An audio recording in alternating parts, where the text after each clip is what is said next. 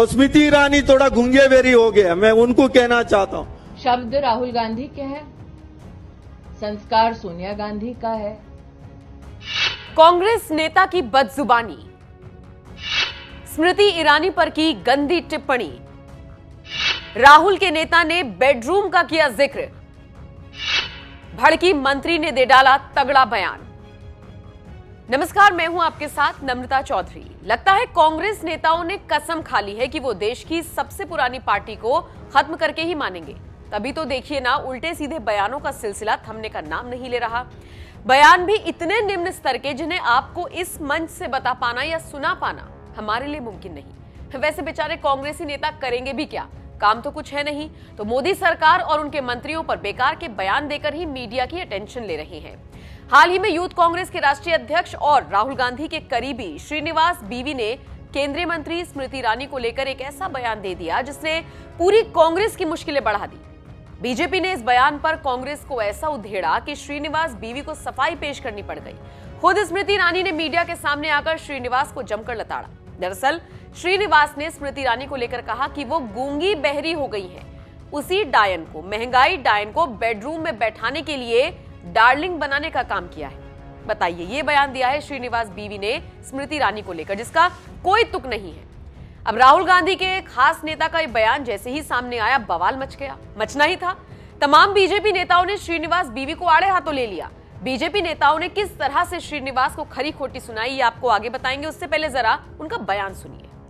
वो स्मृति ईरानी थोड़ा गुंगे बेरी हो गया, मैं उनको कहना चाहता हूँ। उसी दयान को, महंगाई दयान को डार्लिंग बना के बेडरूम में बिठाने का काम।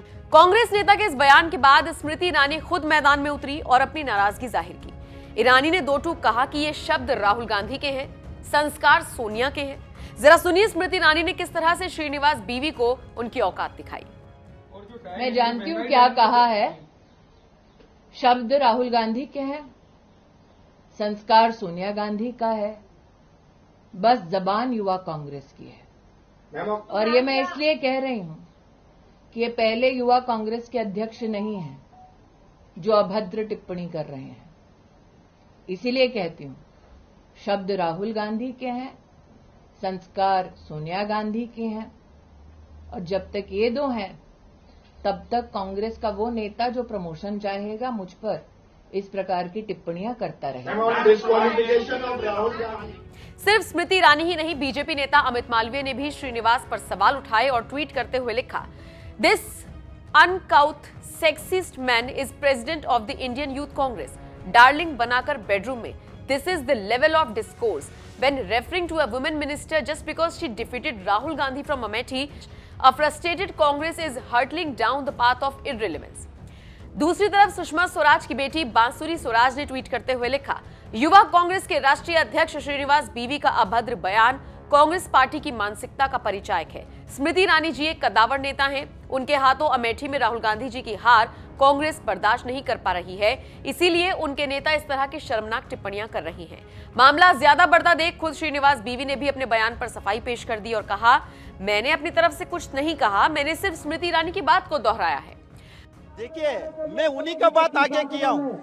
मनमोहन सिंह जी को ये बात की थी, महंगाई को 400 रुपए सिलेंडर हुआ था, उसको महंगाई को डयन बना दिया करके मनमोहन सिंह को बोले थी। अभी 1100 हो गया है, उसी डयन को ये लोग ने डार्लिंग बना के बिठाया करके बोला। उसमें गलत क्या है? Where is the wrong? बहरहाल, अब आप कांग्रेस नेता की इस ओछी मानसिकता पर और इस टिप्पणी पर क्या राय रखते हैं? कमेंट करके अपनी राय जरूर। बहुत ही आपत्तिजनक बयान है।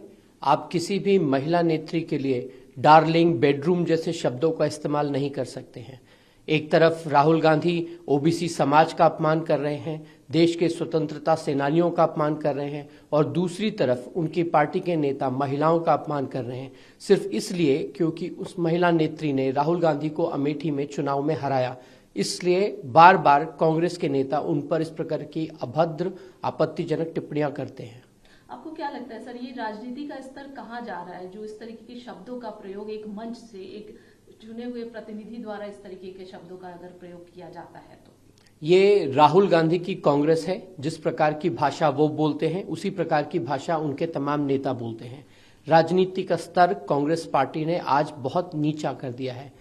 फ्रस्ट्रेटेड हो गई है कांग्रेस पार्टी और ये उनके बयानों में, उनके शब्दों में साफ दिखने लगा है। बीजेपी इस टिप्पणी टेप लेगी? हमने इस बात को उजागर करने का काम किया है और जनता देख रही है जिस प्रकार के बयान कांग्रेस पार्टी की तरफ से आ रहे हैं, जिस प्रकार की भाषा उनके द्वारा इस्तेमाल करी जा रही है, जनता इसका जवाब उचित समय पर देगी। हालांकि उन्होंने एक ट्वीट भी है, ये सुधरेंगे नहीं, आधा अधूरा नहीं, पूरा बयान चलाओ। मैंने 2014 के पहले दिए जाने वाले आप लोगों के बयान को ही कोट किया है। आज आप लोगों ने उसी डायन महंगाई को 1100 एलपीजी के रूप में डार्लिंग बनाकर बैठाया हुआ है। क्या डार्लिंग और बेडरूम जैसे शब्द कांग्रेस के नेता ने इस्तेमाल नहीं किए? क्या इस प्रकार के शब्द किसी भी नेता को, किसी भी महिला नेत्री के लिए करने चाहिए? ये बड़ा सवाल है। अपनी पॉलिटिकल फ्रस्ट्रेशन में राहुल गांधी का मोदी के प्रति विष देश के प्रति अपमान में परिवर्तित हो चुका है।